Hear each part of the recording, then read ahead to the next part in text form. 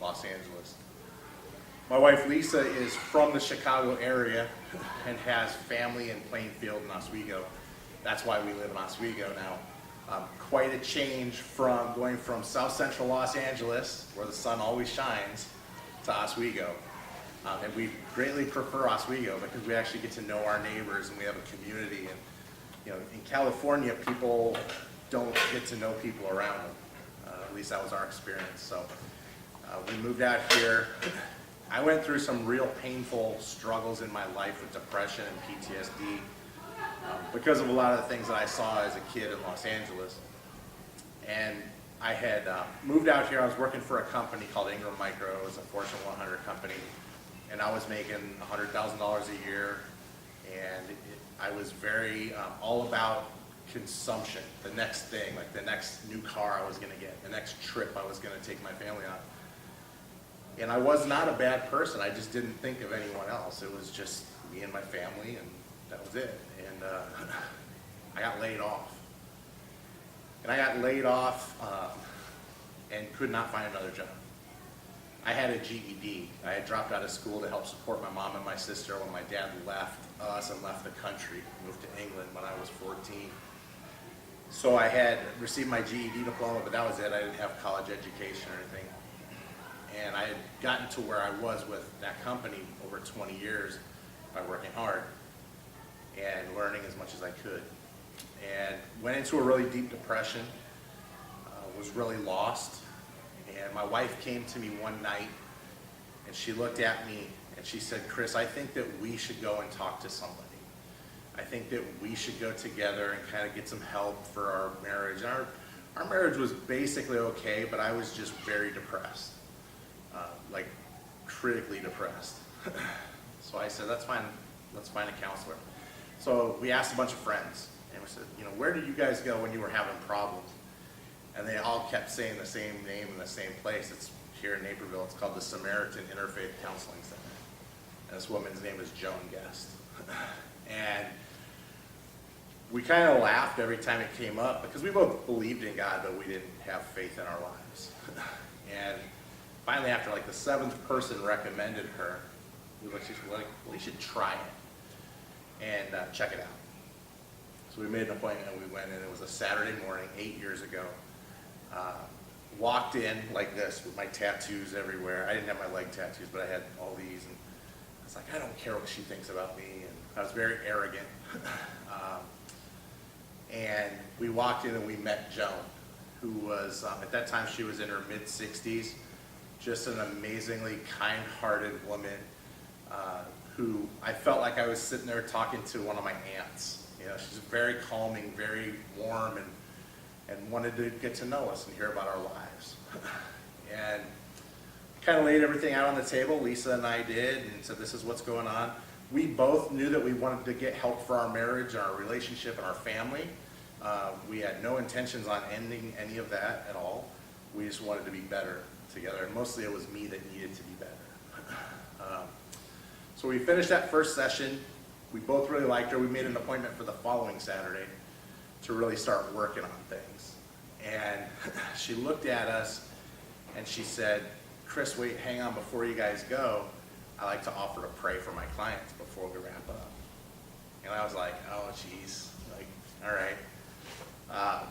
And I looked at my wife and kind of rolled my eyes a little bit. And I looked at Joan and I said, "Joan, if you think it's going to help, you go ahead and pray for us." And she did. And I sat next to my wife. I was like, this is what we do, right? Like, we sit like this. And Joan starts to pray for us. And it was an amazing thing. My family, my background, my mom is Catholic. My whole family is Catholic. They're from Northern Ireland. So I had heard prayers and stuff as a kid and all that. But I never paid attention. I was taken to church as a young kid, never paid attention, never listened to it. I kind of tuned everything out. I don't know why, but when Joan prayed for us, it was an amazing prayer because it was all about us being open to new thoughts and new ideas and open to change and open to peace in our lives. And I was like, well, like that hit me in a way I couldn't imagine. Like, I've never had peace in my life, really. There's always been some kind of turmoil or something going on. And I had this feeling kind of take over, a physical feeling, as she's sitting there praying for us. And the only way I can really accurately describe it is when it's a really cold day in the winter and you take a soft fleece blanket out of the dryer and it's really warm and soft and feels good. It felt like somebody draped that over my shoulders as I was sitting there listening to Joan pray. And then I didn't hear a voice, but I had a thought enter my mind. And it entered once, and it was simply this: Chris, just follow me and this will be okay. And then it came up again. Chris, just follow me and this will be okay. Come to me, I got this. Stop running from me. I'll help you get through this. And I lost it. I was crying. I was sobbing so hard I couldn't breathe, that painful cry. And my wife was crying. I had my eyes clamped shut, but I could hear her crying. Joan finishes the prayer, and it probably took us 5 minutes still to compose ourselves because it was that powerful. And I looked at my wife, and I said, this is what's wrong. This is what's wrong with me. This is what's wrong with our marriage, our family, just our lives in general. Like, God's been here the whole time. And I had all these memories like flood into my mind about times where God was right there, and I was like, okay, I see you, but like, stay over there. I built up walls as often as I could, and I don't know why. And I didn't know why at that point. I know why now. I hid behind fear for so much of my life. People look at me and they're like, really, Chris, what are you afraid of? You know, you're 6'4", you're covered in tattoos, you're a big guy, what are you possibly afraid of? I was afraid of a lot. I was afraid of disappointing people. I started getting tattoos when I turned 18, and don't get me wrong, I don't regret a single one of my tattoos. They tell my story, and it's just a part of who I am. But I started getting tattoos so people would leave me alone. And not because I was a mean person or angry person towards anybody. I just didn't want to get hurt anymore. Anytime I let people get close to me, they hurt me. They left. They died. They went to prison. And I couldn't take any more of that. So I started getting tattoos to build up this facade of, man, leave Chris alone. He's kind of dangerous, right? And I wasn't at all. We laugh, my wife and I laugh. We've been together since I was 17, she was 16. I'm like, I'm a lover, not a fighter. I've never been in a fight in my life, right? But I built that up. That prayer that Joan said for us changed my life. I got excited. I said, Joan, you got to recommend a church. Please help me find a church that will accept me for all of this. I didn't want to be thrown out. I thought I was going to get thrown out of the church and told never to come back. And she said, well, next week when you come, I'll have a list of 3 or 4 for you to check out. And I'm not that patient. Like, that's one of the reasons I was in therapy, right? Because I needed to develop patience. So I went home and I got on Google, and I found a church that was close by our house. And I went that next day. My wife had to work. She was working at Target for the holidays, doing customer service. And I told her, I was like, that's fine. I'll take the kids, and if we like it, then we'll all go together next Sunday together. And she's like, all right, great. So I go in. They were great to me, very welcoming, very loving people. The pastor was very nice. The music was great. The message was amazing. It was one of those messages that it was like he was talking right to me. Like, he knew my life, and he was speaking it right to me, so it was amazing. But he had just gotten back from Haiti, and this was right after the Haiti earthquake happened. And they have a ministry that builds schools in Haiti.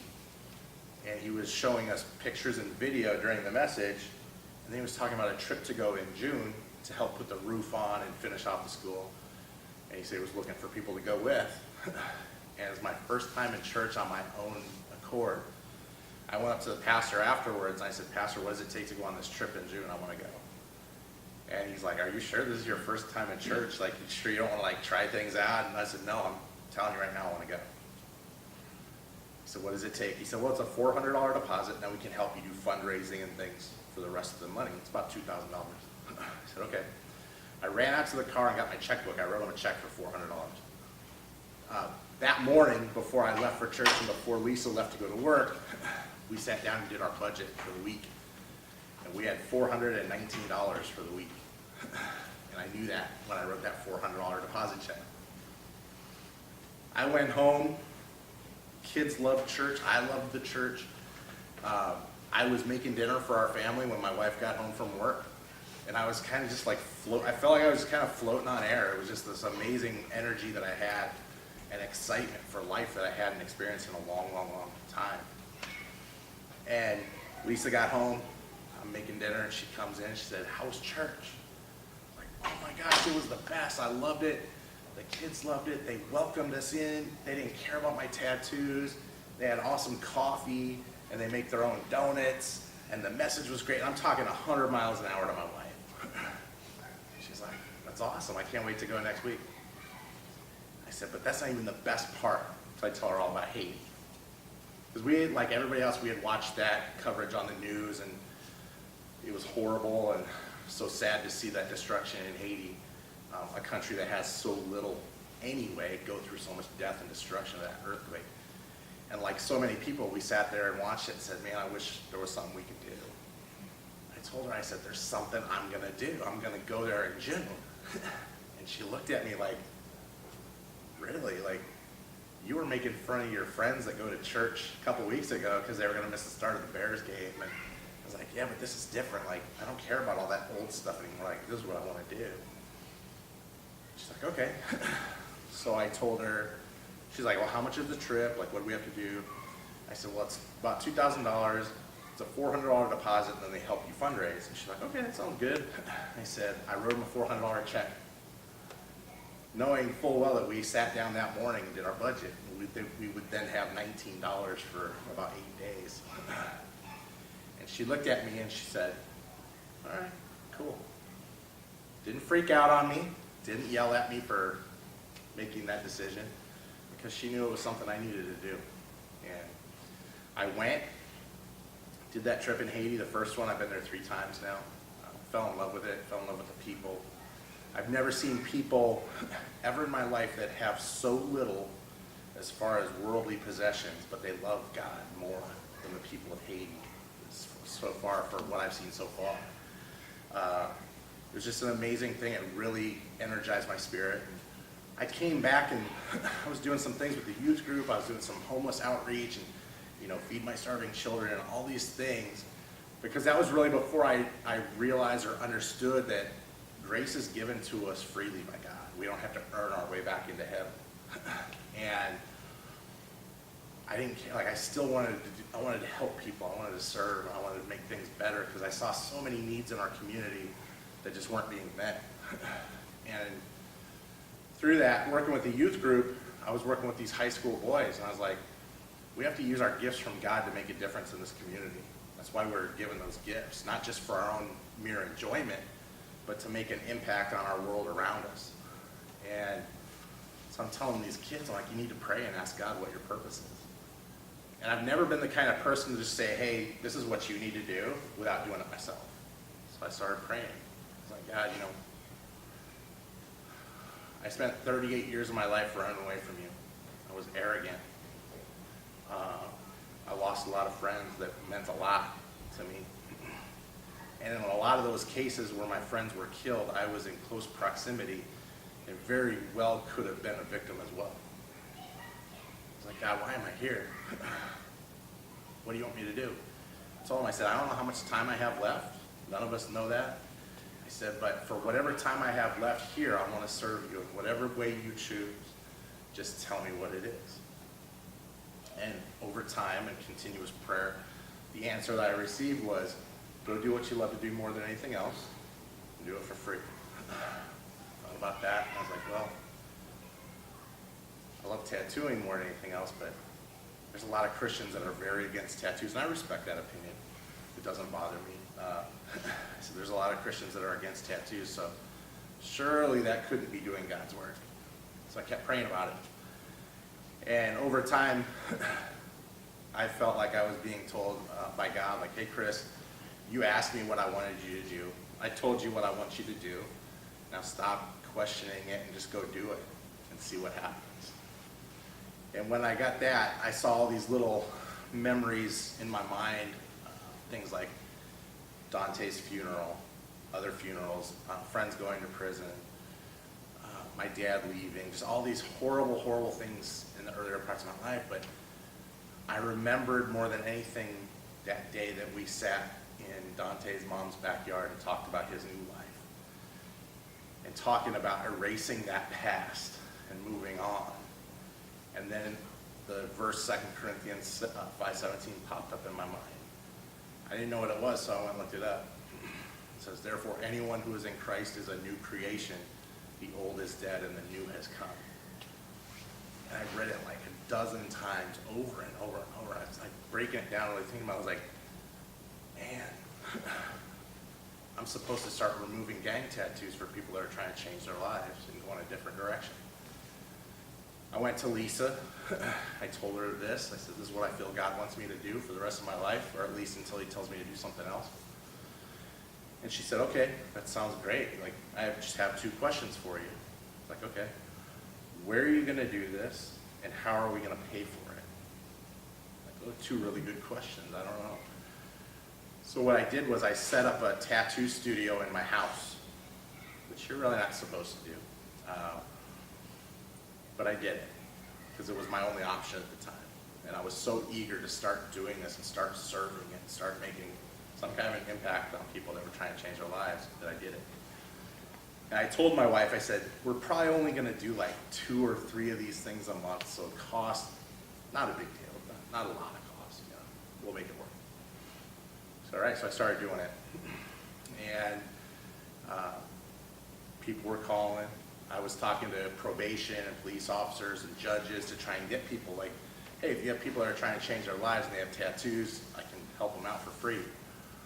So we were getting people, and what started out as 2 or 3 a month grew to 6 to 10 a month, and then it was growing more. And then I got a phone call from WGN TV. It said, oh, we've heard about the work that you're doing from a judge in Joliet.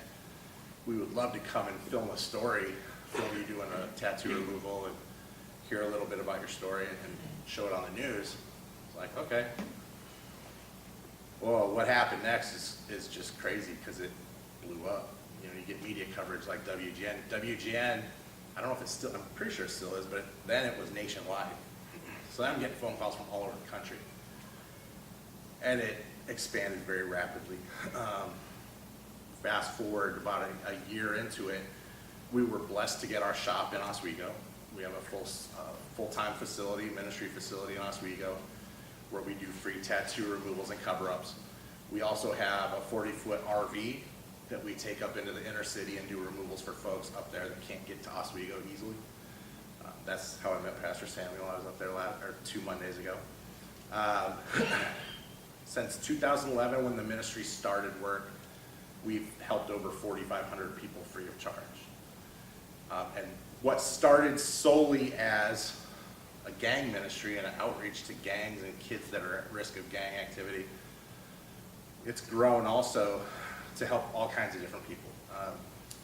My mom was a victim of domestic violence when I was a kid. I saw it.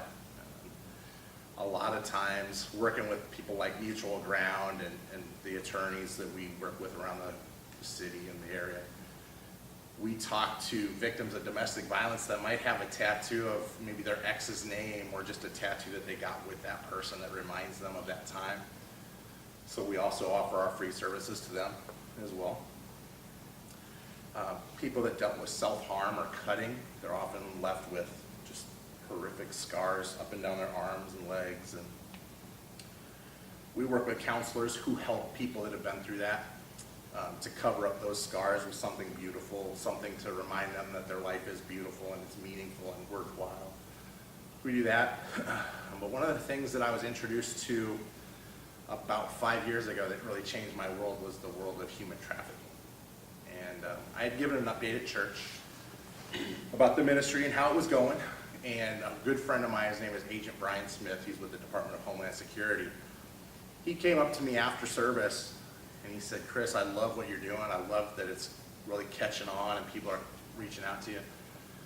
He said, you should come and talk to our gang unit. They'd really love to hear what you're doing. And I was excited, Mom, because I was working with state and local authorities at the time. So local PDs. I work with the Naperville PD all the time, courts, probation officers, things like that. But I hadn't worked with any federal authorities up to that point. And it's just, there's something about it.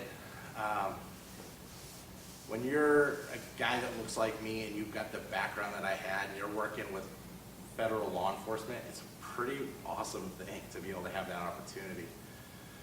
So I had him set up the meeting, and as I was driving to Chicago that morning to sit with Homeland Security and talk about the ministry and working together, he called me, Brian called me on my cell phone. And he said, "Chris, do you mind if another group of agents sits in on our discussion today?" I said, "No, not at all. Who is it?" He said, "Well, it's our human trafficking division." And I, like so many people, I had no idea that this was going on. I knew and I had heard about things happening overseas. I'd heard about some of that, just a very little bit, but it was totally foreign to me, really. And I said, "Well, yeah, I'd love to learn about it, but I had no idea that was going on here." He said, "Yeah, no problem, they'll be there."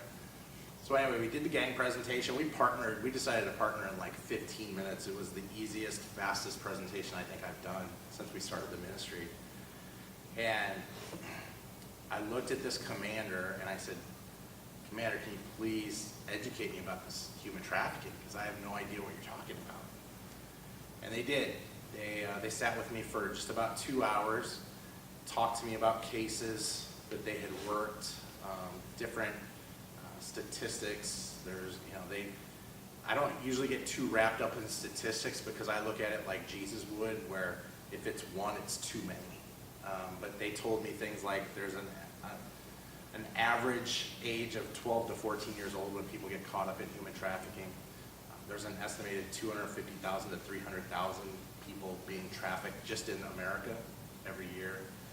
And they started telling me about situations, when and where it was taking place. Backpage.com, when it was in existence, was a big part of human trafficking where people were being bought and sold. There's labor trafficking. They tell me just all this stuff. And I was trying to take in this information. I'm taking notes. I'm trying to educate myself. Because the minute they started telling me about this, I had this really high level amount of righteous anger. I was angry that people were doing this. And when they started showing me pictures of these victims that they had rescued, they looked like my kids. They looked like my kids' friends, my neighbors' kids. And it blew my mind to think that something like this, something so horrific could happen in this time. And I asked them about an hour and a half into this, I said, what do tattoos have to do with this? You know, I'm getting a high level understanding of what you're dealing with, but what tattoos? Like, what are you talking about? And they started showing me pictures of tattoos, barcode tattoos. Everything that we buy has a barcode on it.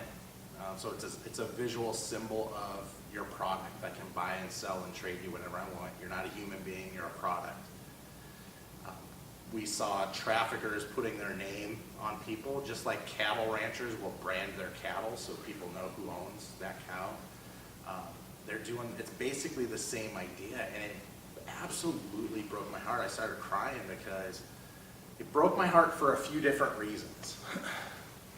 It broke my heart as a dad, because I have 3 kids, I have 2 daughters, and a son, and they're showing me these cases, and all I can see are my kids' faces in the place of those who were trafficked. And that broke my heart. It broke my heart as a man, because most of the people that perpetuate this crime and participate in this activity are men. And then on a different level, as an artist and somebody who is truly passionate about the art of tattooing and the history of tattooing, it broke my heart that somebody thought it was okay to force tattoos on people to mark them as property. Tattoos are a very interesting thing. They're very personal.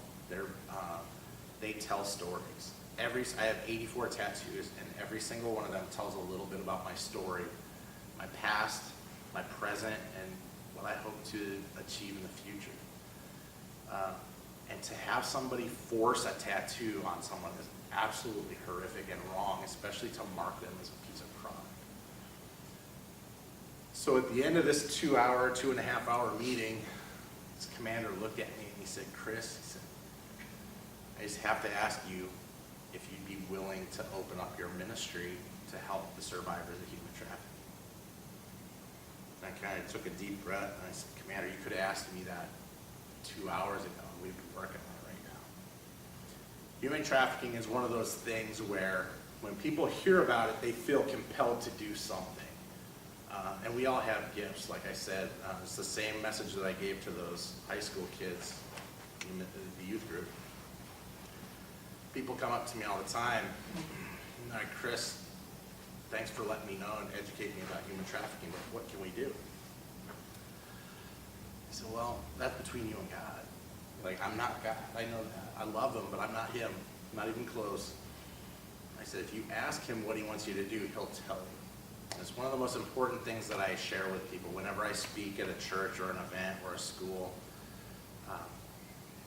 We all have a ministry. We're all capable of doing amazing things with Jesus and changing the community and changing the dialogue that we see every day. You know, I hear people, I was at my church this morning and was talking to somebody there and they said, Chris, like, I'm just so tired of watching kids get shot on the news. Like, I'm tired of 55 people last weekend, you know, like, something has to change. You're right, something has to change. You're absolutely right. What are you going to do to change it? You going to watch the news and get upset and say that somebody should change something, or are you going to do it?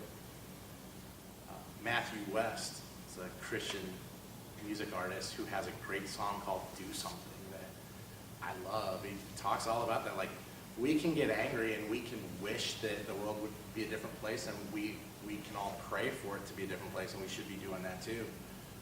But at the end of the day, I want my faith to be a verb. I want people to, when I get called home, go to heaven, I want people to say, he put his faith to work, and it wasn't just going to church on Sunday. To me, going to church on Sunday is very necessary because to me, it's like a pep rally for the rest of the week. I get energy from it. It kind of gives me guidance for the week to, go the direction I want to go, or that God wants me to go. But it's those other 6 days of the week that are even equally as important to Sunday to me, because at the end of my life, I want to be judged not by how many days I made it to church, but by how many people I touched and shared Jesus with. My pastor, Jeff Mitchell, at Big Life Community Church, one of my best friends, and he and I are similar in a lot of ways, but also very different. He's the clean-cut pastor, the sweater vest and the slacks and everything. I'm the tattoos and Chuck Taylor's kind of guy, and he tells me all the time something that's always been very significant in my work. He said, Chris, you're in a unique position to share Jesus with people that would never walk into my church. And that's what I love about the ministry that I get to do, is I get to go up to places like Englewood and Pilsen and Little Village, where a lot of people are afraid to go because of the violence and the situation. In fact, when I met Pastor Samuel, we were at Urban Youth Outreach, and our friend Daniel Baird, he's been working that ministry for 17 years there in Englewood, reaching kids for Jesus and doing amazing work. And the reason we were there was because the Friday night before, they had a youth group down from Wisconsin, a youth pastor, and I think he said 12 kids from Wisconsin. And they were doing work in the community and serving for a whole week before they went back to school, and it was really cool to hear about that.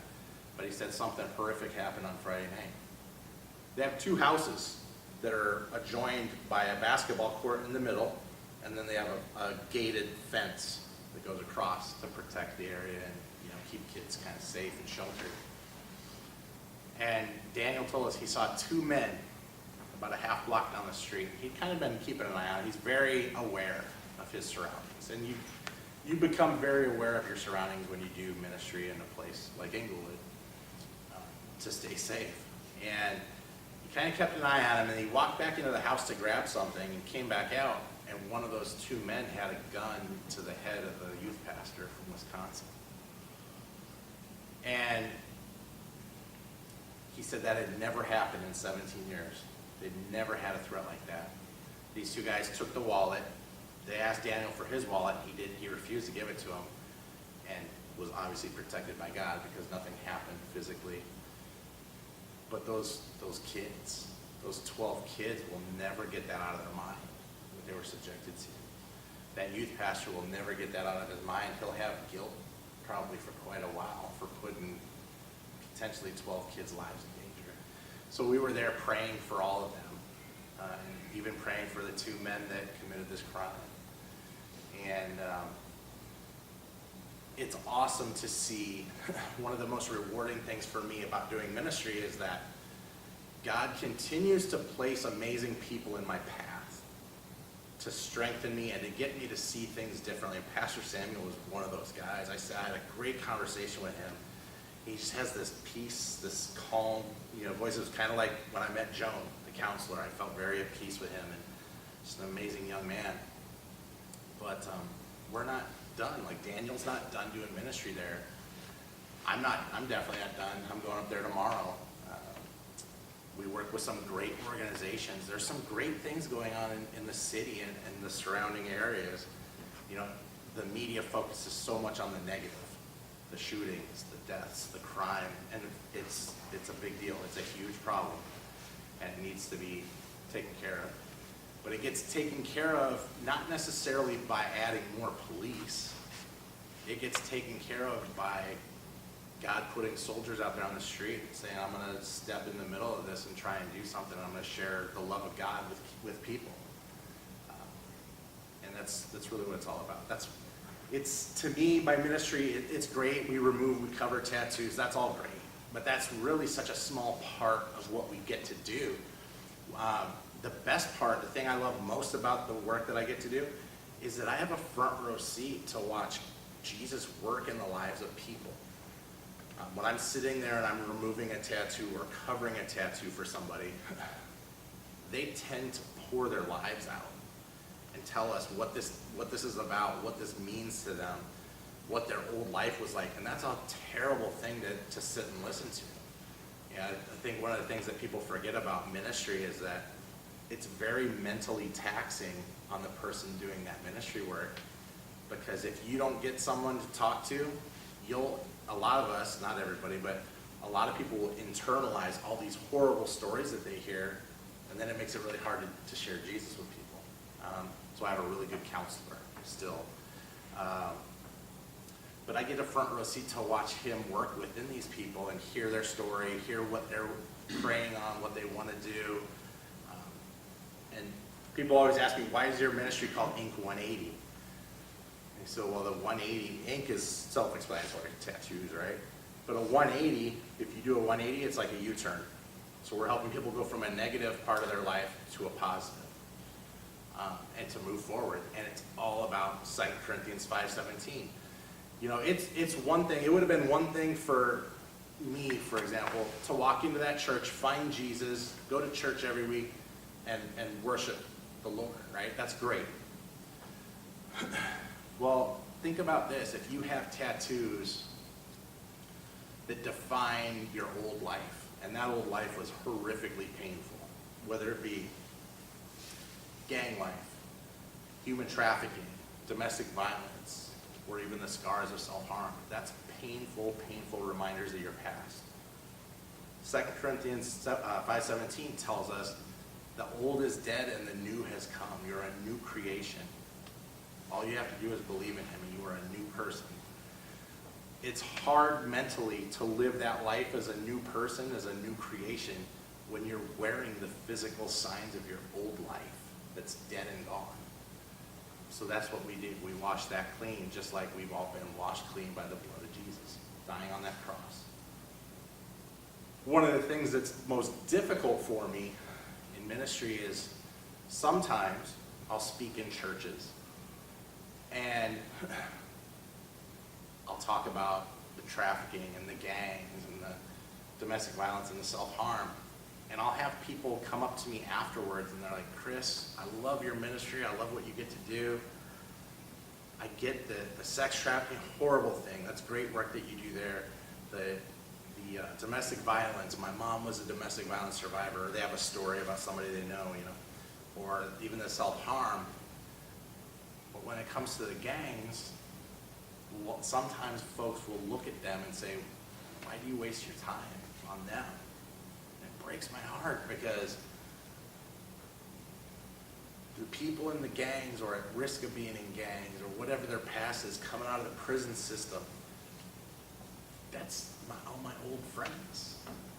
And please don't try to think that their lives or their souls are any less important to God than mine or yours. Yes, a lot of people have made some horrible, horrible decisions in their lives, and they've done some terrible things. I've done terrible things. I fall short every single day. We all make mistakes. And some of those mistakes have led to consequences that they've had to deal with. But don't ever think that their lives are not valuable to God. Because I've seen people come out of gangs, the prison system, and go out and do amazing things in the community. They speak to kids in schools. They mentor kids and say, hey, I went this path, don't go that path. Let me help you achieve something greater. And it's amazing. I have two guys that I work with. They're from Aurora, Caesar and Jose.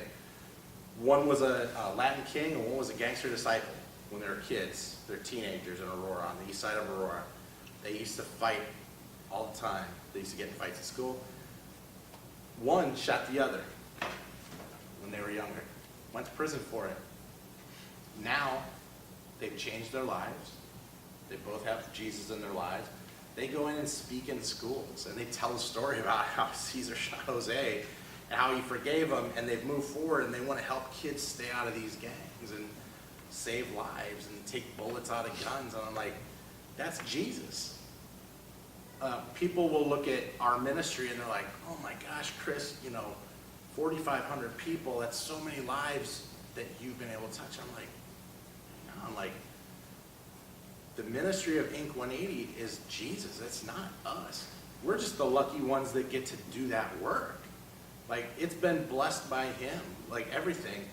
I didn't even think of the name. I didn't think of the ministry. I asked him what he wanted me to do, and I centered myself enough to be able to listen and to pick that up. And he laid out the whole path in front of us. Continue, like, do this. No, go here. Do this. And I'm not that smart. I'm just a tattoo artist from South Central LA. But God is amazing, and he does amazing works, and he guides us on those works. And if we center ourselves in our faith enough to follow that, we get the beautiful vision of seeing what he's doing in people. And it's remarkable. It really is. And it's that blessing is open for all of us. That's what he wants. That's what he wants in our lives. A lot of times we want totally different stuff, like my old life where I wanted a new car with a big stereo and big rims and all this stuff. That's what I thought would make me happy. Those years where I made over $100,000, I was absolutely miserable. I masked all that pain in buying things, buying toys and going on trips. And, not being, my kids, they wanted a new game system. Yeah, let's go. We'll go right now and get, it was absolutely horrible the way I was living. And I went from making $100,000 a year. Last year I made $33,000. I raised a family of me and my wife and my 3 kids on $33,000. And you know what? I can tell you with 100% certainty, I am happier now than I've ever been in my life. And it doesn't have anything to do with, how much money I have. It has everything to do with me getting phone calls from people that we've been able to help saying, hey, Chris, I'm getting baptized this weekend. Can you come to my baptism? Or can you baptize me at your church? Or can we go down to the Fox River? I want you to baptize me. That's what fills my heart now, not money and cars and trips. I haven't gone on a vacation in 5 years. I don't need to. I have a fulfillment from God that, like, I have affirmation in all the things that we get to do, and it's awesome to me to see how he's changed people, and we've been able to play a bit of a role in that, as well as a lot of the other ministries that have come alongside. I'll tell you a quick story about a young man. One of the first kids I met in Englewood, just a great kid, his name's Kendall. And when we met him, he was sitting on a park bench, homeless, hungry, tired. And we sat down and we started talking to him, me and two friends of mine. And like, so what's your story? What's going on? He's like, well, he's like, my parents are both dead. My mom died of a heroin overdose, and my dad was shot and killed 4 years ago. I dropped out of high school, I sell drugs, and like, I'm homeless. So we started talking to him, we're like, you want to go get something to eat? Yeah. We took him across the street. I hope he forgave us for this, but we took him to White Castle because it was right there. We took him and had lunch and sat and talked to him for a while and just listened to him. And one of the biggest gifts God has given me in this new life of mine is the ability to listen more than to speak. And we sat and listened to Kendall and heard his story. I'm like, well, Kendall, what do you want to do? If you could do anything, what do you want to do? He's like, well, I want to go to finish school. I'd love to finish school and get my GED. I was like, that's awesome. My friend Steve here, that's what he does. He teaches kids to prepare to get their GED. So Steve helped him. They studied for about 2 months. He went and took the test, and he passed it the first time. Smart kid. And we had gotten him into a temporary housing situation through an organization called PADS, which is pretty much all over the Chicagoland area. And after he got his GED, he started taking community college classes and doing really well. Just general education stuff. And he got his AA degree. And we're like, this is awesome. Like, what do you want to do now? He's like, well, I want to go and I want to study molecular biology. I was like, what is molecular biology? I've never heard of this. And I've heard biology, but not molecular biology. He said, well, this is what I want to do. And I was like, all right, have you done any research? He said, yeah, NIU's got a really good program on it. And he said, I applied for it through my school. I could get some grants. And I'm like, this kid's taking his life, and God is guiding him. And this kid's in church, and he's got a better housing situation, all this stuff. So he starts going to NIU. He's going to graduate this spring with a bachelor's degree in molecular biology and go on to his master's degree. The reason I tell you that story is, this is a kid that 99.999% of society would have wanted to think just doesn't exist. They'd walk right past him, not think of it.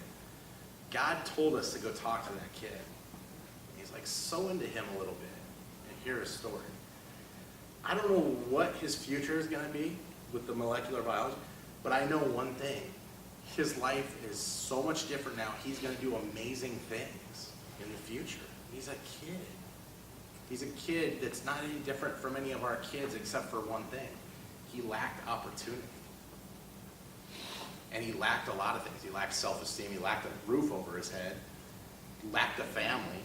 But he gained a family because a lot of different, not just us, a bunch of organizations came around him and surrounded him with love and opportunity. He's going to do amazing stuff.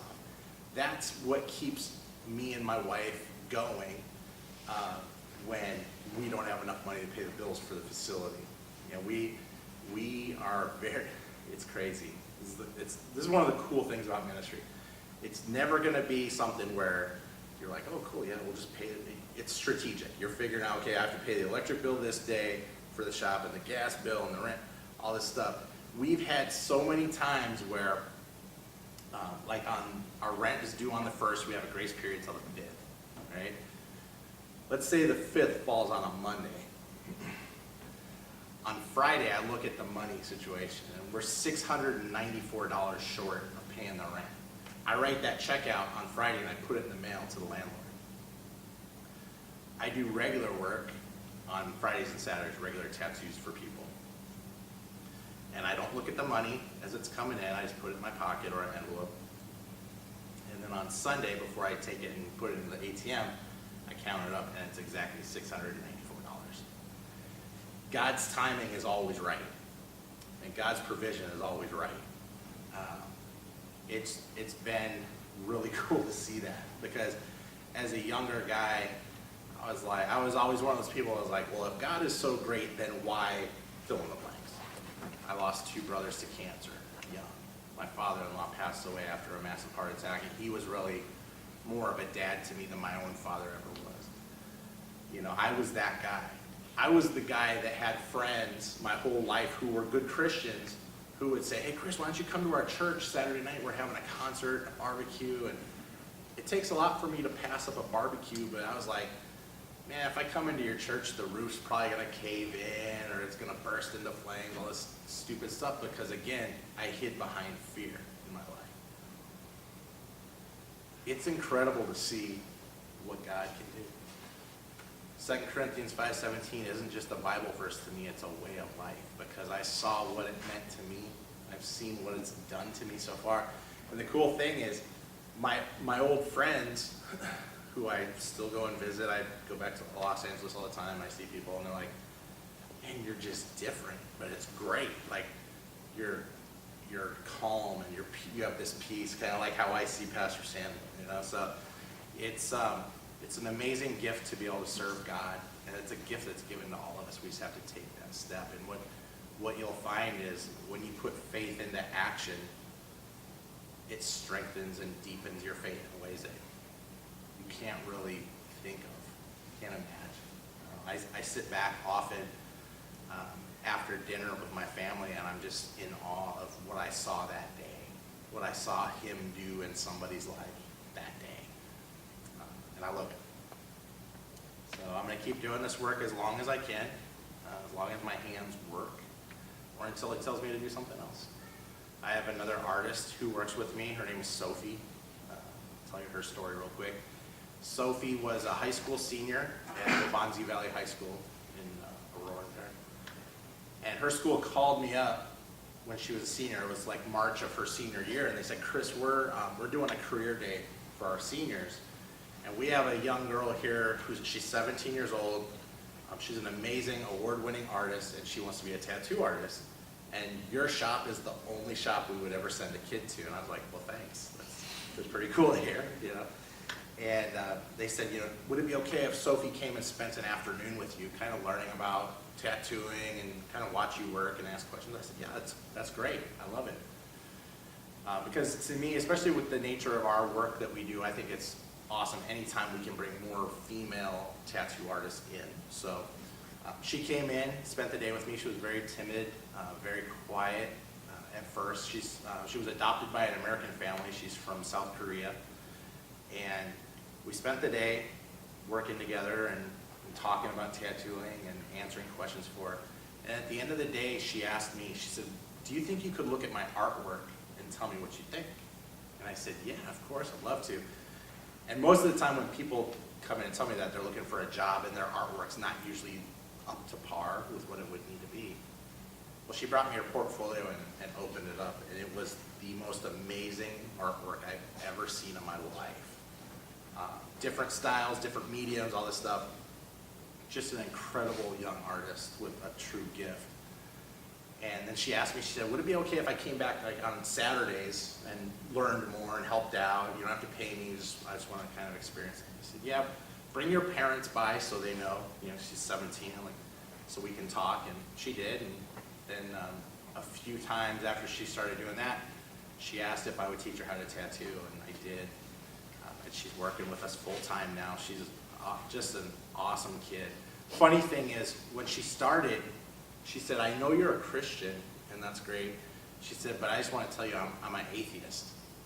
And in my mind, I was like, well, that's fine, but you're too young to really know what you believe yet. But I was like, come on in, you know, it doesn't bother me. And after about 9 months of working with me, she got baptized. She goes to church and she serves right along with me all the time. And she's a great tattoo artist, great kid. She actually wants to go back to South Korea and open a shop there at some point. But it's just so cool that, you know, here's this kid that was really lost. She had a lot of struggles, she dealt with self-harm as a kid, dealt with a lot of bullying, and just to see what God's done in her life so far has been a lot of fun. So we get a lot of different opportunities to do a lot of different things, and each day is new. It's a new gift, and we try to make the most of it and fill it with love and compassion for people every single day.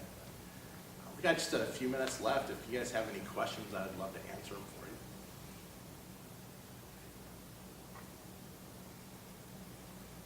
No questions. Yes?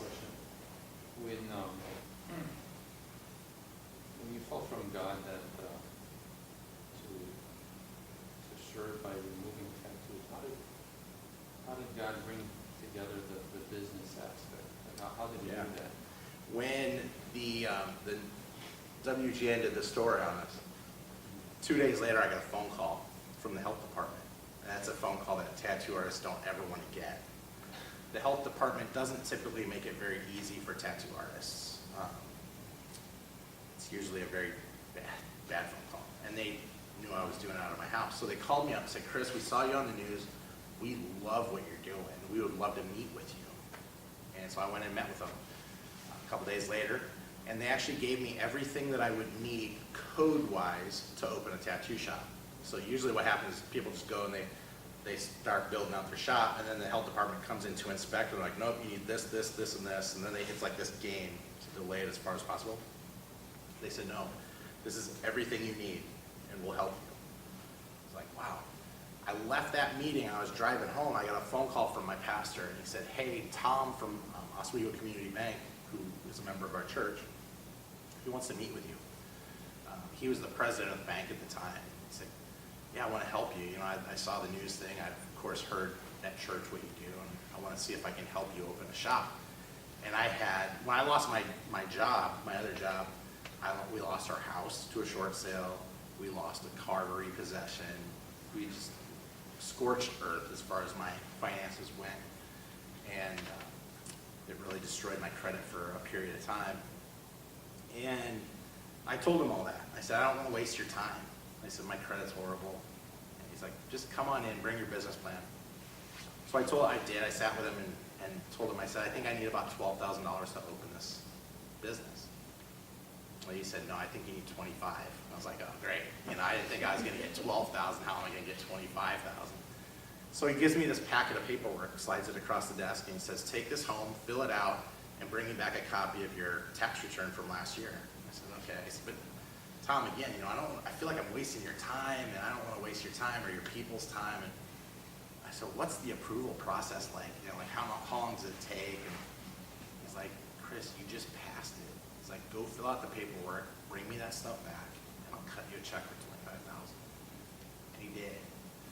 The day after I got that check, I found the facility that we're at now. Oswego had never allowed a tattoo facility to open. People had tried and they were told no, they didn't want that in the community. And I thought I was going to be in for a fight.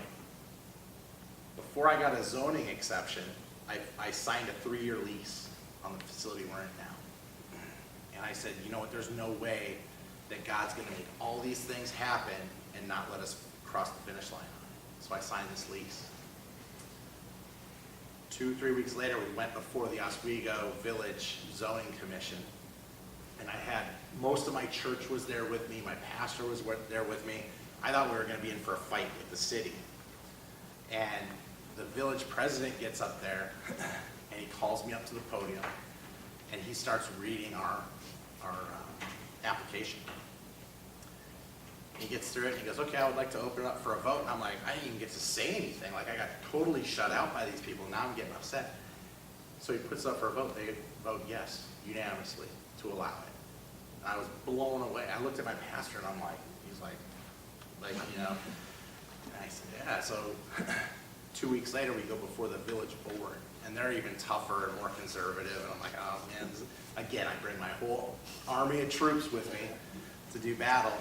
The village president gets up there again, reads the application, and he starts to say the words, I'd like to put this up for a vote. 4 of the village board members are like, I want to second it, like fighting to second this vote. And I'm like, this is awesome, man. This is like all God. And they, again, voted yes unanimously to allow us to open it. And they've been fantastic to us from the start. And it's all him. So, pretty cool. Yes? Yeah, I have a question for the other side. Mm-hmm.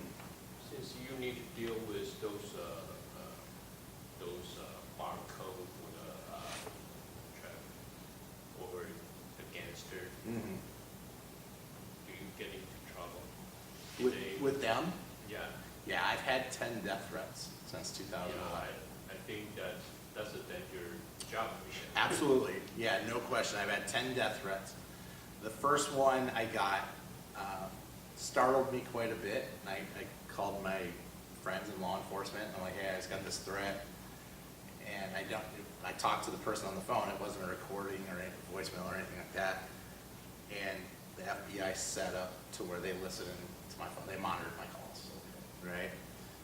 And they said, if you get somebody that calls, keep them on the line as long as you can. We can trace it. And they said, call us as soon as you get off the phone with them. We'll start the trace. So I'm talking to my pastor, and that first death threat was very specific. It told me exactly where I lived and who my kids were and where they went to school, and they knew. But my pastor told me, he said, you know what you should do the next time? I'm like, why are you wishing it to happen a second time? And he's like, because it's going to happen again. I said, okay. He said, the next time it happens, I want you to let them say what they want to say and then ask them if you can pray for them on the phone. And I'm like, are you crazy? Like, I told him exactly what this guy said. And he said, he told me, he goes, Chris, he said, your life changed because a marriage counselor prayed for you. What's to say that their lives can't change because a tattoo artist prayed for them? So I did it the second time it happened, and all the other times since. I let them say what they want to say, and then I ask them if I can pray for them. And then they'll usually yell at me and scream at me a little bit, and then I ask them again, like, can I pray for you?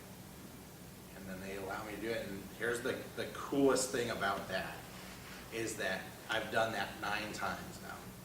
They never hang up until I say amen. And I'm still here. Now, I know full well that I'm not bulletproof. I don't pretend to be, But the reality of this is that I feel very protected by him. I feel like I'm doing what he wants me to do, and I think he wants me to do more of it, and I just keep pressing forward. So yeah, it can be very scary and daunting, but I just have to remember that my God is bigger than any gang. So that's how we press forward.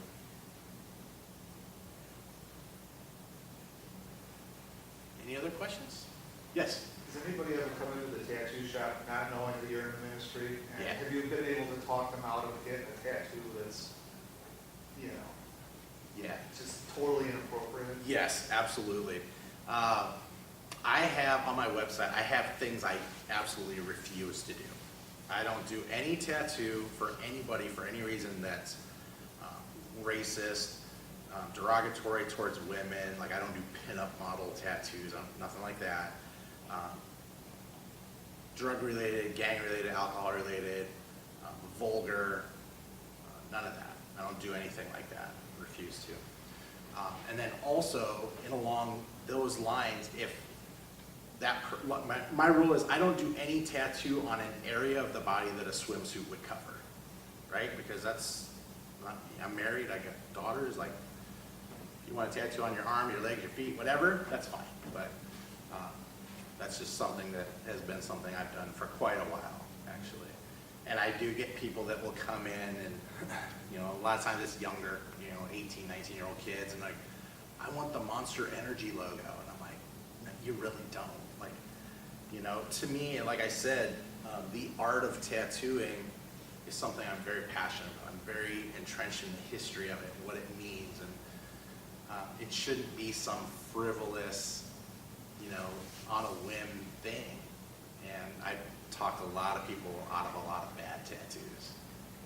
But every once in a while, I'll get somebody that I've had a couple times where kids have come in, they're like, yeah, I want a swastika tattoo. And I'm like, seriously? Seriously?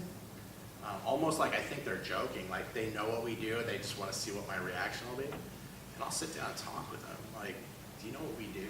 Like, this is not okay. And yeah, I've had a lot of opportunities to share faith with people.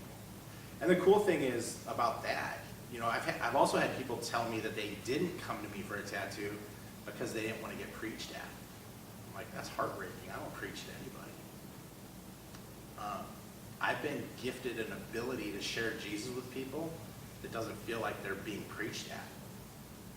You know, I'll never be a guy that stands on a soapbox up on Michigan Avenue and shouts at people about going to hell.